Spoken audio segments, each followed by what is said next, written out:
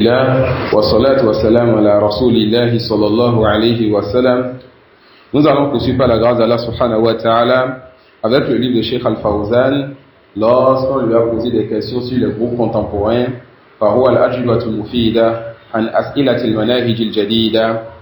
Nous avons fini de parler de cet égaré, de ce imam égaré, Mohamed Sourour, et là le Cheikh, la question va toucher une autre personne qui est venue avant Mohamed Sourour et dont le mal continue. Alors on dit, هل يجوز إطلاق لفظ الجاهلية على المجتمعات الإسلامية المعاصرة? Est-ce permis donc de dire des pays musulmans aujourd'hui qui sont quoi? Qu'ils sont jahiliya, qui sont dans la jahiliya. Qui sont dans quoi? Qui sont dans la jahiliya. Alors voilà la question. Est-ce permis? Non? C'est la question numéro 31. C'est la question numéro 31. Est-ce permis de dire donc des pays musulmans aujourd'hui qu'ils sont dans la jahiliya? Ça peut aller? On avait dit la dernière fois, qui est-ce qui a donc dit cette parole? Qui est-ce qui a dit que les pays musulmans aujourd'hui sont dans la jahiliya? Namsaïn? Sayyid Qutb. Non. Et cette personnalité, donc Sayyid Qutb, fait partie donc des têtes chez les Ikhwan musulmans. Les Ikhwan, les frères, c'est un groupe qui a plusieurs divisions. Et chaque fois qu'une personne vient parmi eux et apporte un nouveau mal, le groupe de base va rester, mais on peut encore assimiler à ceux qui vont suivre la nouvelle tendance un nouveau nom, mais on va leur dire que c'est des Qutbi, ils sont aussi des Ikhwan. C'est des Sourouri, ils sont aussi des Ikhwan. D'accord? Donc c'est des gens qui ont le même père, mais différentes mères. Les Ikhwan, les Sourouri, les Qutbi et bien d'autres. Non? Ah non, ça c'est la base ça. Ça c'est la base ça. Alors c'est tout parmi donc ces bêtises, le fait qu'ils disent donc que les pays musulmans actuellement sont quoi? Sont dans la jahiliya. Sont dans la jahiliya. Yakoul Sayyid Qutb, on va lire un peu une partie de lui, qui peut bien sûr être un peu longue. On va lire une partie de lui, Inch'Allah, dans son livre Ma'alim fi Tariq. À la page 101, il dit يدخل في إطار المجتمع الجاهلي تلك المجتمعات التي تزعم لنفسها أنها مسلمة. Il dit quoi? Rentre dans les catégories de quand on dit Jahiliya, c'est la période avant l'islam, c'est la période avant l'envoi du prophète Mohammed sallallahu alayhi wa sallam. Cette époque où les gens étaient dans la perversité, le couvre et le shirk total. Donc quand on dit de façon générale que tel pays est dans cette période de Jahiliya, c'est comme si on fait le takfir de ce pays. Ça suit? C'est même pas comme si on fait le takfir de ce pays. Donc lui il dit quoi? Que rentre donc dans cette jahiliya, ces pays que nous avons aujourd'hui qui prétendent qui prétendent aujourd'hui quels sont des pays musulmans. Ça peut aller. Et comme on l'a vu la dernière fois, qu'est-ce qu'il disait? Lorsque les gens font la danne, lui ne répondait pas, car pour lui c'est les mécréants qui font la danne. Lorsqu'on priait l'Aïd, lui n'allait pas prier derrière l'imam, car pour lui c'est des mécréants. À part lui et son frère, ou peut-être 2 ou 3 personnes de sa famille, il n'y avait plus de musulmans en Égypte. Il n'y avait plus de musulmans en Égypte. Il a été chez les non-musulmans aux États-Unis, il n'a pas vu que c'est des non-musulmans là-bas. Mais quand il est dans son pays, un pays arabe, il voit que les gens de son pays ne sont plus des musulmans. Cheikh Al-Fawzan dit Al-Jahiliya al-A'matu qad zalat bi bi'athati Rasul sallallahu alayhi wa sallam. Et prêtez attention à la parole du Cheikh.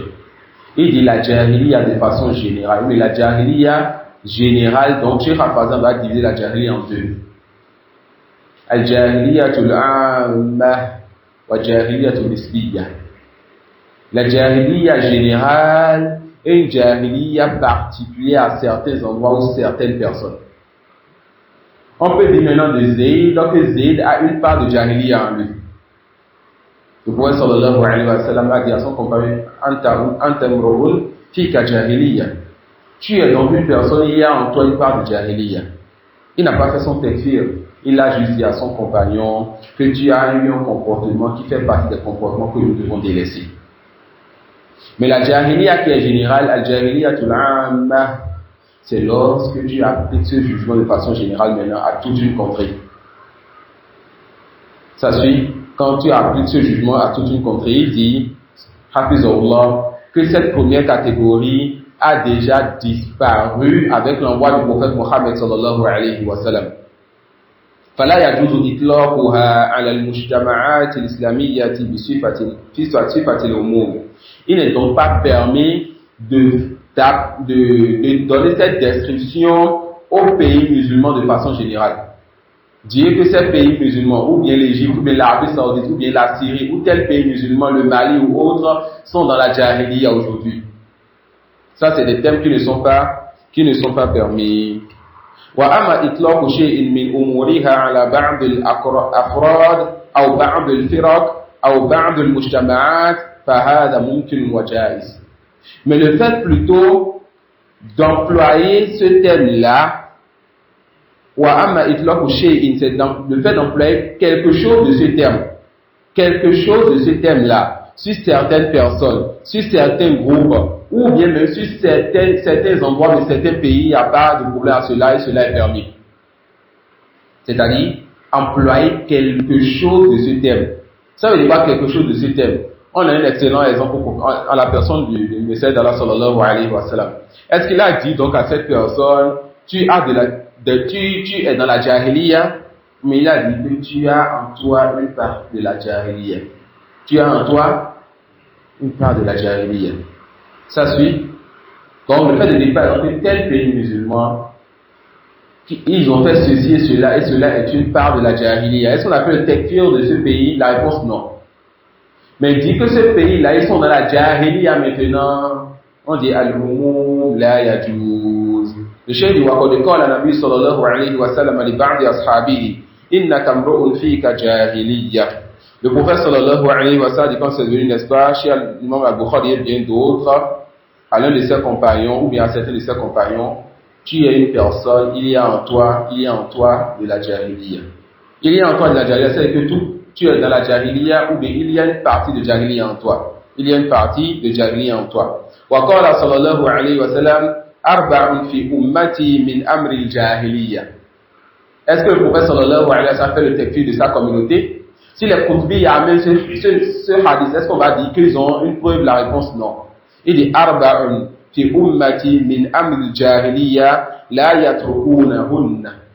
Le prophète sallallahu alayhi wa sallam a dit quoi? Il y a 4 choses dans ma communauté, donc dans notre communauté d'islam.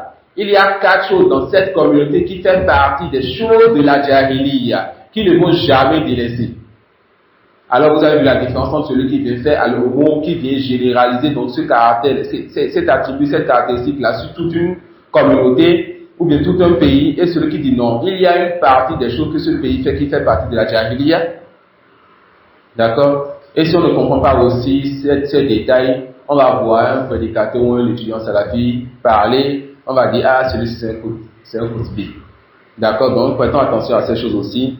Il dit, al-fakhru fil ahsab. Le fait que la personne elle fasse donc l'éloge de s'allier. Il dit, wa ta'nu fil ansab. Et le fait que la personne, elle insulte donc l'allié d'une autre personne. Wa l'istisqa'u bin nujum.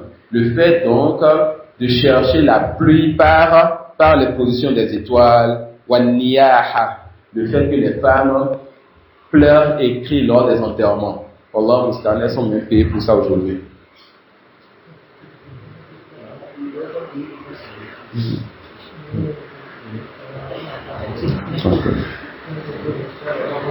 La question numéro 34. يلاحظ على بعض الشباب في هذه الآونة الأخيرة إهمالهم وزهدهم في تعلم العقيدة ومدارستها والاهتمام بها وانشغالهم بأمور أخرى فما هو توجيهكم لمثل هؤلاء الشباب. On remarque donc que beaucoup de jeunes aujourd'hui se sont détournés de l'apprentissage de la croyance. Le fait donc de donner de l'importance à cette croyance. Et ils se sont concentrés sur d'autres choses. Quel est donc le conseil que Cheikh Al-Fawzan, Hafizahullah Ta'ala, donne donc à ces jeunes? Faqala rahimahullah. Bismillahirrahmanirrahim. Il commence donc par la basmala, en suivant donc la sunna d'Allah subhanahu wa ta'ala dans le Coran, car Allah a commencé son livre par Bismillahirrahmanirrahim, Alhamdulillahi Rabbil Alamin. Et le prophète sallallahu alayhi wa sallam aussi a commencé par cela.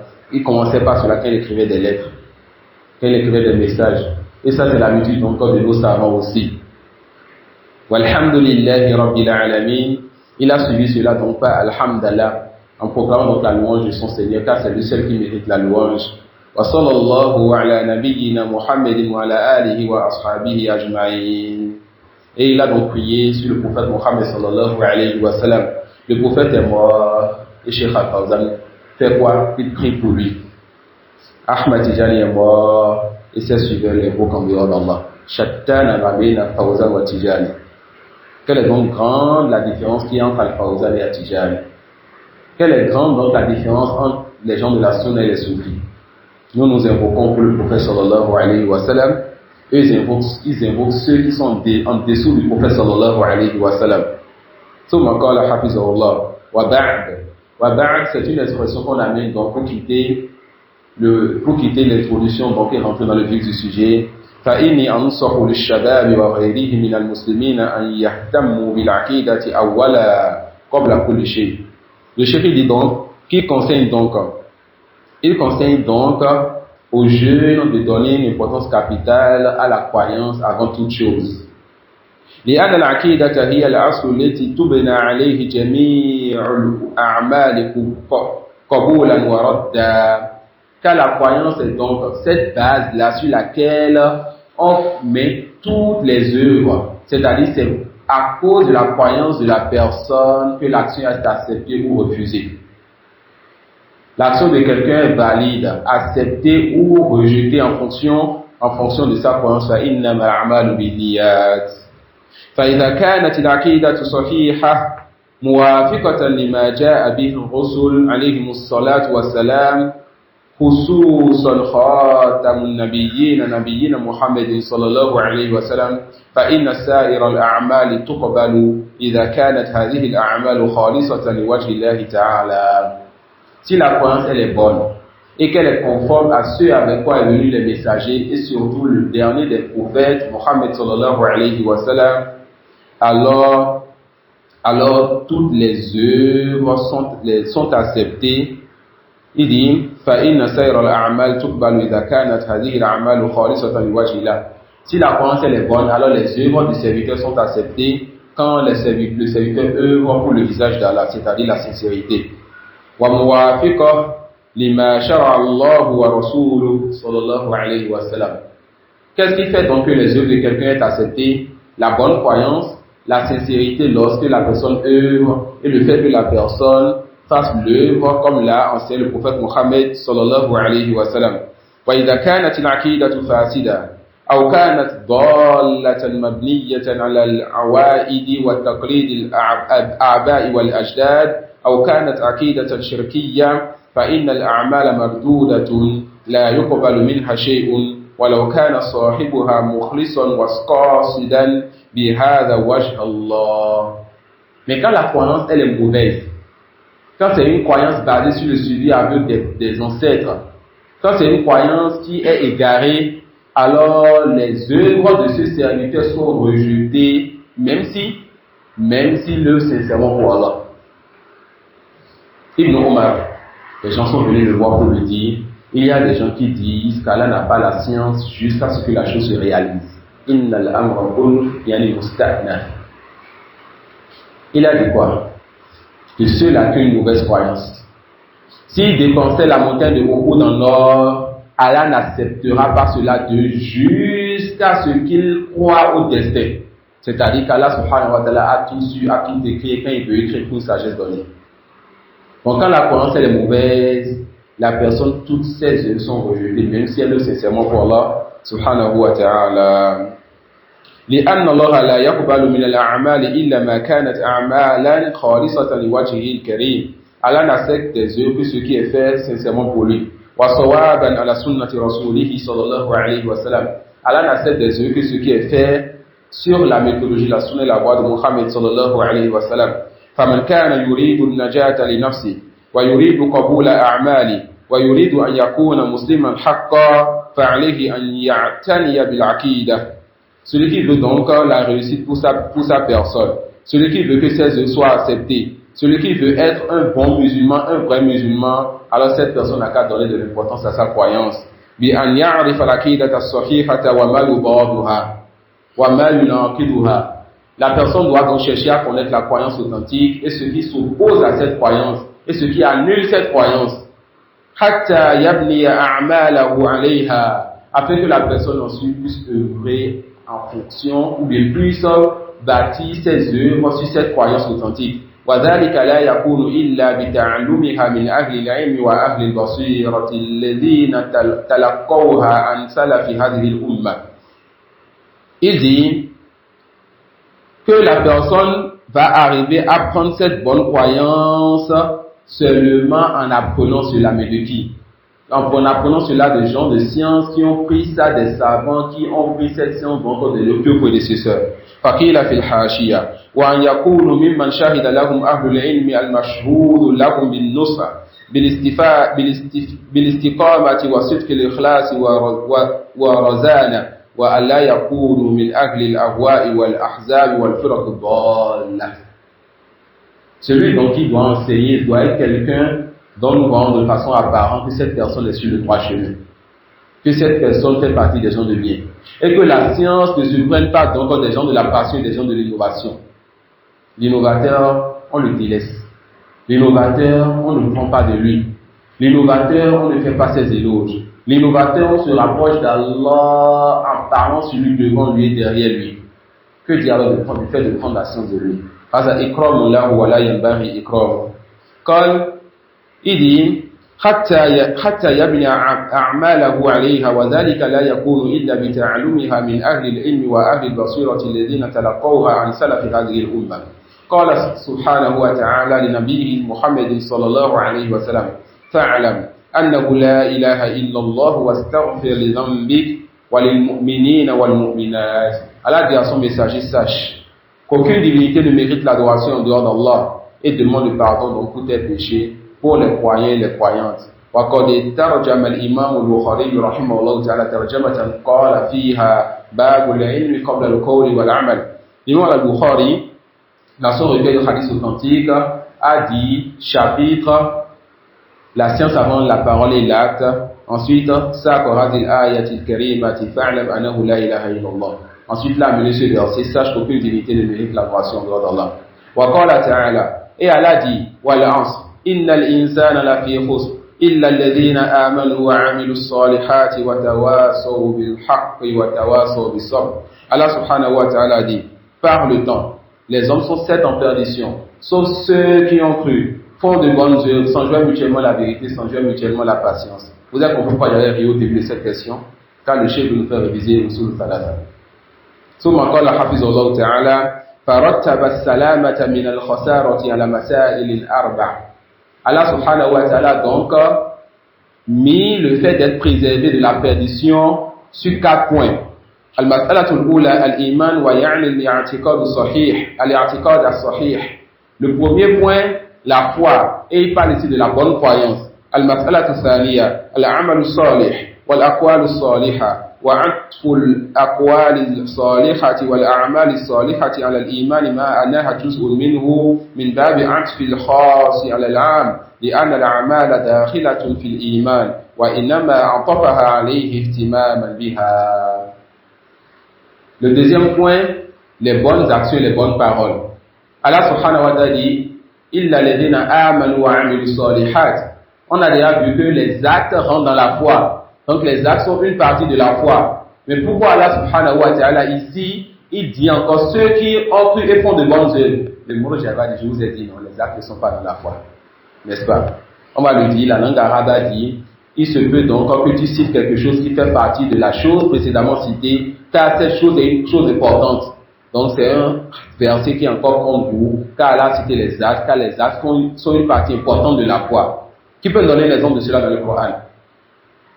Un exemple dans le Coran où Allah a cité quelque chose de général, ensuite quelque chose de particulier, pour montrer l'importance de ce qui est particulier. Non. Al-Malaika c'est qui? C'est les anges. Aaron c'est qui? C'est Jibril. N'est-il pas un ange? Oui. C'est pour montrer son importance. Autre chose? Non. As-salawat c'est les prières. Wa-salatu wusta c'est la prière de Ansar. N'est-elle pas une prière? La réponse oui. Mais pour montrer l'importance de cette prière. Autre chose? Je pensais que tout le monde allait lever la main, car tout le monde connaît au moins ce que moi je voulais. Mais vous allez laisser seulement les marchés sortir ce que tout le monde ne connaît pas. Iyyaka na'budu wa iyyaka nasta'in. C'est toi seul que nous adorons, c'est de toi seul que nous demandons le secours. Est-ce que la demande d'aide, nous demandons l'aide, la demande d'aide n'était pas une adoration? Donc on a demandé un verset de ça, et alhamdulillah, jazakumullahu khairan pour nous avoir apporté encore d'autres tawaïd. D'accord? Donc quand le monde va te dire, Allah dit wala asrina l'insana la fi khusr illa alladhina amanu wa amilus salihat. Ça veut dire que les actes ne rentrent pas dans la foi, car Allah fait sortir les actes de la foi. Tu dis ok, donc al-isti'ana, ça ne rentre pas dans l'adoration. Salat al-wusta, ça ne rentre pas dans la salat. L'ange Jibril, il ne rentre pas dans les anges. Ensuite, ils se sont tués. Il dit ensuite, hafizallahu ta'ala, wal mas'alatu thalitha تواصوا بالحق يعني دعوا إلى الله وأمروا بالمعروف ونهوا عن المنكر. C'est-à-dire ils ont enjoint la vérité, ils ont appelé à Allah, ils ont ordonné le bien et interdit le mal. Ils ont ordonné le bien et interdit le mal. ولما اعتنوا بأنفسهم أولا وعرفوا الطريق دعوا غيرهم إلى ذلك لأن المسلم مكلف بدعوة الناس إلى الله subhanahu wa ta'ala wal amru bil ma'ruf wal nahyi 'anil munkar. Subhanallah. Ils ont cherché à prendre la croyance authentique afin de se réformer. Ensuite, ils ont appelé autre que à cette réformation-là, car le musulman, Allah subhanahu wa ta'ala lui a imposé le fait donc d'appeler à Allah, d'ordonner le bien, d'interdire le mal. Wa tawasaw bis sabr. Hadhihi hiya al mas'alatu rabi'a wa hiya as-sabr 'ala ma yulaqunahu fi sabili dhalika min at-ta'bi wal mashaqqa. Ils se sont enjoints mutuellement la patience. La patience, donc, par rapport à ce qu'ils rencontrent sur le chemin de la da'wa, comme difficulté et comme fatigue. فَلَا سَعَادَةَ لِمُسْلِمٍ إِلَّا إِذَا حَقَّقَ هَذِهِ الْمَسَائِلِ الْأَرْبَعَ.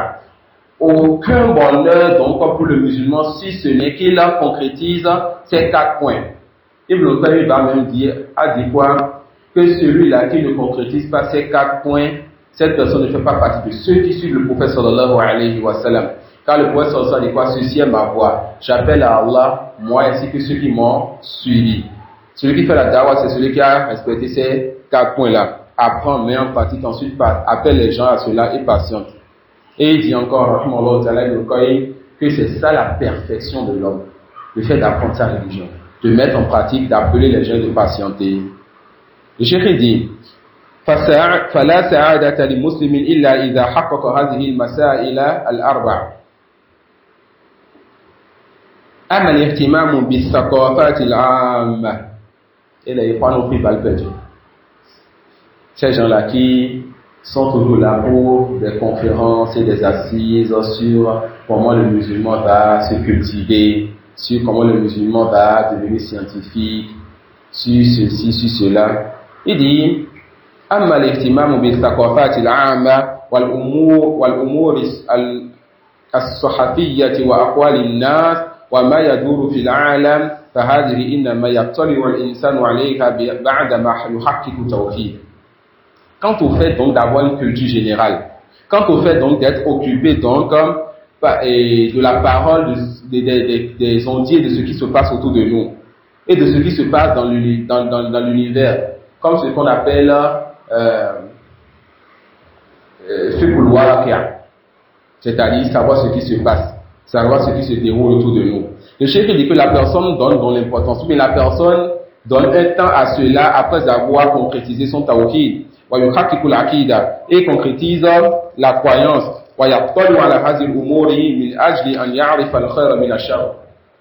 Après avoir donc étudié, concrétisé son tawhid, étudié la bonne croyance, aucun mal à ce que la personne cherche donc à savoir ce qui se passe autour d'elle afin de distinguer le vrai du faux. Donc le chef te dit, distinguer le vrai du faux, c'est après avoir appris la vérité. Ce n'est pas que tu dises, non. Moi je vais chez cet innovateur, je vais aller prendre le vrai et délaisser le faux. Comment veux-tu distinguer le vrai du faux? On dit, tu fais quoi? Tu vas aller apprendre le vrai chez les gens du vrai. Tu dis, après, dit quoi? Usul sunnati indana. Les savants disent, indana, inda ahli sunna. Fala tukhadhu usul sunnati inda ghayrihim.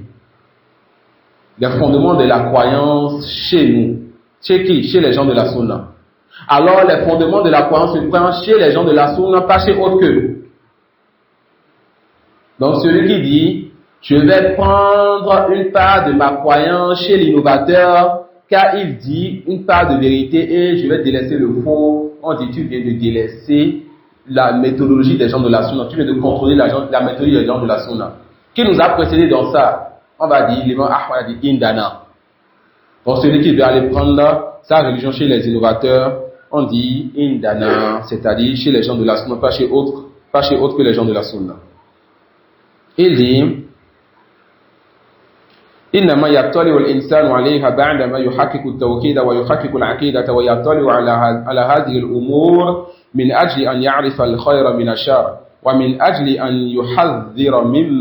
يحذر مما يدور في الساحة من شرور والدعايات مضلة لكن هذا بعدما يتسلح بالعلم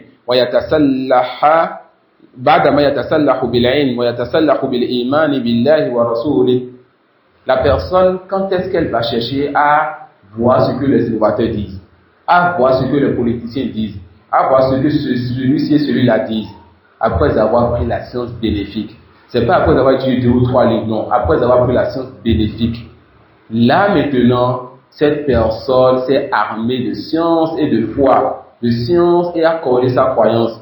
Là maintenant elle peut aller combattre le mal qui se passe autour d'elle. Amma an yadkhula fi majalati as-saqafati wal umur as-sahafiyyati wa umur as-siyasa wa huwa ala ghayri ilmin bi aqidati wa ala ghayri ilmin bi umur dini fa inna hadha la yanfa'uhu shay'a bal hadha yashtaghilu bima la fa'idata lahu minhu wa la yastati'u an yumayyiza al-haqqa min al-batil fa kathiru mimman jahilu al-aqidah واعتنوا بمثل هذه الأمور ضلوا وأضلوا ولبسوا على الناس بسبب أنهم ليس عندهم بصيرة.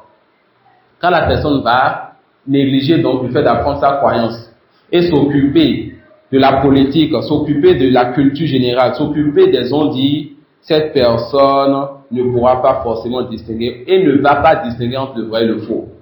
Cette personne va s'égarer, égarer les gens. Cette personne, elle va s'occuper de ce qui ne lui sera pas bénéfique.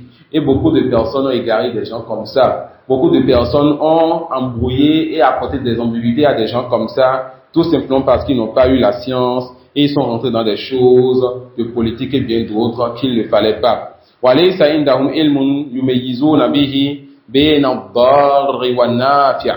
Ils n'ont pas la science pour donc distinguer entre ce qui est bénéfique et ce qui ne l'est pas. وَمَا يُؤْخَذُ وَمَا يُتْرَكُ. Et distinguer entre ce qu'on prend et ce qu'on ne prend pas. Oustaz, je vais aller apprendre chez tel innovateur. C'est pas permis, les savants interdisent cela, il va t'égarer. Non, moi je vais juste apprendre le Coran. Wama yudrik. Qui te dit, tu vois, Allah subhanahu wa ta'ala dit, wa huwa ma'akum. Ça veut dire qu'Allah il est partout. Ça veut dire qu'Allah il est partout. Il dit, chaque phrase il avance. Tu as pris l'ambiguïté et tu avances. Quelle science tu as déjà pour distinguer entre wa huwa ma'akum? La tahzan inna Allah ma'ana, ne sois pas attristé, Allah est avec nous. Et sa parole, thumma stawa ila sama, Et sa parole, Ar-Rahman al-Arsh istawa. Ensuite, il s'est élevé vers le ciel. Le tout miséricordieux s'est élevé vers le ciel. Quelle science tu as déjà pour distinguer entre sa parole, Allah, il est avec vous, et sa parole, Allah est au ciel? Oustaz, l'innovateur, tu as lu le verset, tu as mémorisé, il t'a fait un joli tafsir, tu es parti avec. Quelle distinction tu as eu maintenant? On dit même la langue arabe, on ne prend pas ça de l'innovateur. Même la jurisprudence, on ne prend pas ça de l'innovateur. Même le Coran, on ne prend pas ça de l'innovateur. Que tu sois ignorant de ta religion est meilleur pour toi, donc que tu aies t'asseoir auprès de l'innovateur, même si c'est dans la langue arabe.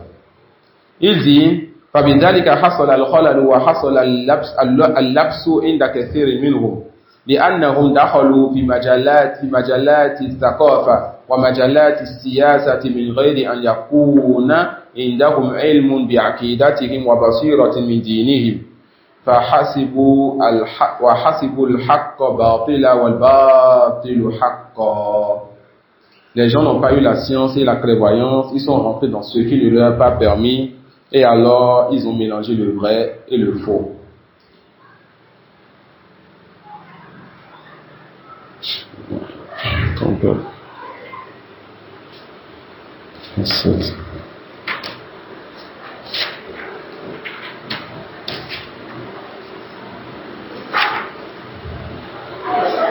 La question suivante, la question numéro 37, on dit Ma hukmu at-tamthil al-musamma ad-dini wal-anashid al-musamma bil-islamiyya allati taqumu biha ba'du ash-shabab fi al-marakiz as-sayfiyya. La question ici elle est adressée aux ikhwan musulmans qui ont donc perdu le temps de l'autre et qui ont mis dans leur méthodologie et pas moyen, dans leur méthodologie de da'wa, les théâtres et ce qu'ils appellent anashid islamiyya, et c'est cette question qu'on va étudier la prochaine assise. Wa ni'mal kitab, on a parlé des sururiya, avant ça des tabligh, des sururiya, des qutbiyya, et maintenant on revient à leur base, on revient donc au ikhwan. Et vous avez déjà compris, je pense, la différence entre moyen de da'wa et méthodologie de da'wa. Donc quand vous allez voir qu'ils ont pris une méthodologie égarée, on sait donc qu'ils sont un groupe égaré. Wallahu a'lam, wa subhanaka wa bihamdik, ashhadu an la ilaha illa anta astaghfiruka wa atubu ilayk.